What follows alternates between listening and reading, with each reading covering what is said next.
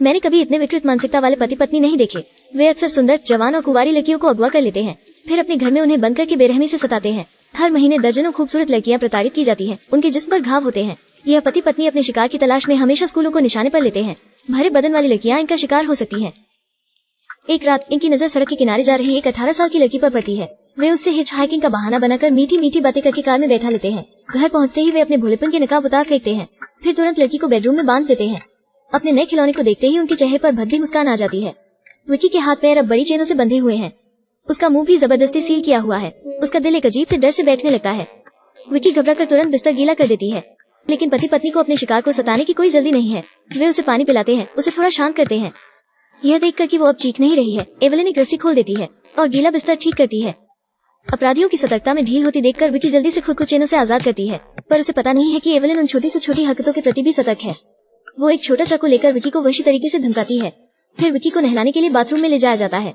इस समय विकी अपने आसपास खासतौर से खिड़कियों को ध्यान से देख रही है। फिर वो एवेलिन से कहती है कि अगर उन्हें पैसों की जरूरत है, उसके माँ बाप अच्छी खासी रकम दे सकते हैं, पर उसके सामने खड़ी औरत के पैसों में रत्ती भर भी दिलचस्पी नहीं है। वो सिर्फ अपने पति के साथ दूसरों को यातना देने का मजा लूटना चाहती है। उम्मीद से हटकर इस बार जॉन ये काम अकेले करने का फैसला करता है। वो मुड़ता है और विकी को कमरे में ले जाता है। अंदर से आती हुई दिल दहलाने वाली चीखें सुनकर एवेलिन को बहुत बेचैनी महसूस होती है, जैसे उसके सीने में खंजर से वार किए जा रहे हों। वो नाराज होकर पागलों की तरह दरवाजा भड़भड़ाती है। वो जॉन को रोकना चाहती है। जिस दौरान पति पत्नी में झगड़ा चल रहा होता है, विकी को बचकर भागने का मौका मिल जाता है, लेकिन उसे बिल्कुल अंदाजा नहीं होता कि बाहर एक खूंखार कुत्ता है। इस वक्त तक वे दोनों भी जान जाते हैं कि कुछ गड़बड़ है। फौरन उसे पकड़ने के लिए बाहर भागते हैं, लेकिन विकी भागी नहीं है। वो मौके का इंतजार करती हुई टॉयलेट में छिप जाती है। उन दरिंदों को अभी भी बाहर खोजबीन करते देखकर विकी एक छोटा चाकू लेने भागकर किचन में जाती है, लेकिन जैसे ही वो दरवाजा खोलने को होती है, वो भयानक आदमी जॉन, जो जा चुका था, लौट आता है। बेचारी विकी को तुरंत जबरदस्ती ताले में बंद करके कमरे में ले आया जाता है, लेकिन लड़ाई झगड़े की तेज आवाजों से एक पड़ोसी का ध्यान उधर जाता है, इसलिए एवेलिन को इस आदमी को चकमा देना होता है। लेकिन वो पड़ोसी उसकी बात पर जरा भी यकीन नहीं करता और बड़ी दिलचस्पी से अंदर तक झांक करना चाहता है। स्थिति हाथ से निकलती देखकर एवेलिन तुरंत अपनी कैंची निकालकर उसे चेतावनी देती है। अगर वो 3 सेकंड में उसकी नजरों से दूर नहीं हुआ, वो उसके टुकड़े टुकड़े कर देगी। अंत में एवेलिन पड़ोसी को निकाल बाहर करने में कामयाब हो जाती है। फिर ये दोनों मियाँ बीवी विकी को बिस्तर के सिरहाने से बांध देते हैं। उसे भागने से रोकने के लिए एवेलिन खासतौर से ज्यादा चेनें बांधती है। इस दुर्घटना ने जोड़े को अराजक बना दिया और उन्हें निराश छोड़ दिया है। इस वक्त विकी के माँ बाप उसके गायब होने की रिपोर्ट करने शहर के पुलिस थाने जाते हैं, लेकिन पुलिस वाले सोचते हैं कि वो आजादी के लिए घर से निकल गई, इसलिए जांच पड़ताल करने से मना कर देते हैं। क्योंकि लोकल पुलिस ने अभी तक कुछ नहीं किया है, इसलिए लोगों के गायब होने की वारदातें तेजी से बढ़ रही हैं। अब उन्हें अपनी बेटी की तलाश खुद ही करनी है। इस बीच जॉन एवेलिन की गैर मौजूदगी का फायदा उठाकर नहाकर काम को अंजाम देने के लिए तैयार हो जाता है। वो घिनौना आदमी सीधे लड़की के पैरों के बीच की चेन निकालता है, लेकिन उसके शुरू होने से पहले ही वो बुरी तरह घबराकर तुरंत पेशाब कर देती है। इससे जॉन का फौरन मूड बिगड़ जाता है और वो बाथरूम की तरफ भागता है। फिर एवेलिन घर वापस आती है। अपनी संवेदनशीलता के कारण वो विकी की गड़बड़ हालत तुरंत भांप जाती है। फिर वो फर्श पर विकी का अंडरवियर देखती है। एवेलिन जान जाती है कि जब वो घर पर नहीं थी, यह आदमी चुपके से अकेले घर में घुस आया होगा। उसे गुस्सा आता है, तुरंत फ्रिज में से पानी पीकर खुद को शांत करती है। वो अंडरवियर विकी के पास ले जाकर उससे जॉन की हरकत के बारे में पूछती है।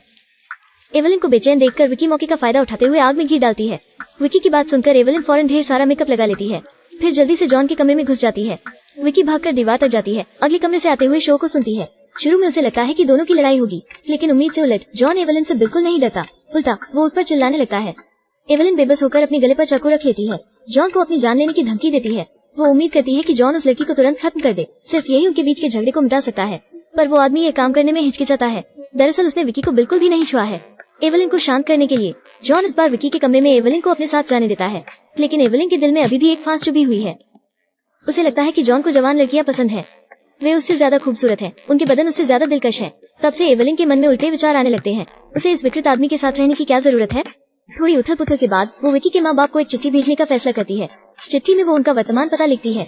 उसके बाद जॉन घर वापस आ जाता है। अब वो इस लड़की को सताने का सिलसिला आगे बढ़ाने वाला है, लेकिन जबकि अभी भी उसने कुछ नहीं किया है, वो कुत्ते को फर्श पर पॉटी करते देखता है। इससे उसके दिमाग में तुरंत थोड़ी देर पहले वाली घिनौनी तस्वीर आ जाती है। जॉन को गुस्सा आता है, जिसे वो सीधे कुत्ते पर उतारता है। अपने कुत्ते को पीटे जाते देखकर एवेलिन भाग कर आती है, लेकिन अजीब बात है कि यह वशी आदमी उसे पीटता है। यह भी विकी को उस आदमी का स्वभाव समझने में मदद करता है। यह कुत्ता उसके पहले पति का आखिरी तोहफा था। अब वो जॉन के हाथों बेरहमी से मार डाला गया है। एवेलिन को लगता है कि यह दरिंदा बहुत जल्द उसे भी मार डालेगा। अपनी बीवी का अविश्वास दूर करने के लिए जॉन आखिरकार विकी का खून करने की उसकी बात मान लेता है। उसके बाद एवेलिन सीधे विकी को चाकू की नोक पर मजबूर करती है। उसे नींद की गोलियों की पूरी बोतल खत्म करने को मजबूर करती है। ठीक उसी पल जब विकी की जान पर बनाई है, अचानक बाहर दरवाजे पर जोर से दस्तक होती है। घबराते हुए एवेलिन चाकू को विकी की गर्दन पर रख देती है और उसे चेतावनी देती है कि आवाज न करे। इस समय पर दस्तक की आवाज तेज होती चली जाती है। बाहर की हालत पता करने अब जॉन ही जा सकता है। लेकिन जब वो दरवाजा खोलता है तो पता चलता है कि डिलीवरी बॉय है। इधर मालूम होता है कि यह सिर्फ एक गलत अलार्म था और विकी के माँ बाप उनके ठीक सामने उस पार हैं। अपनी बेटी को ढूंढने के लिए हर दरवाजा खटखटा रहे हैं।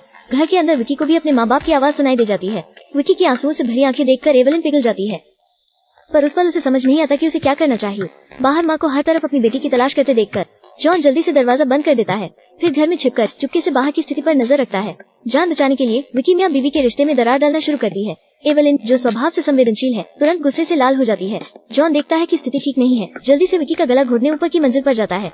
जब विकी मरने वाली होती है, एवलिन अचानक अपने पति के अंदर चाकू घोंप देती है। जॉन बिल्कुल उम्मीद नहीं कर सकता था कि वो अपनी बीवी के हाथों मरेगा। कई जुर्म करने की वजह से एवलिन को चाकू से वार करने के लिए सबसे अच्छी जगह पता है। वो 3 बार और वार करती है। आखिरकार वो उस दरिंदे को मार डालती है। एवलिन डरी हुई है, लेकिन इस मौके का फायदा उठाकर चुपचाप बाहर निकलने की कोशिश करती है। उस पर उसे उम्मीद दिखाई देती है। उसके सामने चाकू लिए एवलिन खड़ी है, लेकिन वो उस बेचारी लड़की को चोट नहीं पहुंचाती। फिर वो उसे अपने परिवार से मिलने देती है। आखिरकार विकी उस नर्क से बचकर निकलने में कामयाब हो जाती है और अपनी माँ की बाहों में आ जाती है। उसका बुरा सपना खत्म होता है। यह बहुत शानदार मूवी है। यह ऑस्ट्रेलिया में हुए एक सच्चे अपहरण के मामले पर आधारित है। फिल्म इंसान के जटिल स्वभाव को बहुत बारीकी से जांचती है। अपने पति के प्रति एवलिन का प्यार बहुत ज्यादा वफादार और जिम्मेदार कहा जा सकता है, लेकिन जॉन के दिमाग में कुछ और ही चलता रहता है। शुरू से अंत तक जॉन अपनी विकृत और घिनौनी मानसिकता की पूर्ति के लिए उसका इस्तेमाल करता रहा है। खुशकिस्मती से जब वो उसके कुत्ते को मार देता है, एवलिन उसका असली रूप देख पाती है। वो उसके सती और दयनीय प्यार की आंखें खोल देता है। लोगों को मारना ठीक है, लेकिन उसके कुत्ते को मारना ठीक नहीं है। यह मूवी एकदम हटकर है। अगर आपको यह पसंद आया तो लाइक, सब्सक्राइब और शेयर करना न भूलें। धन्यवाद।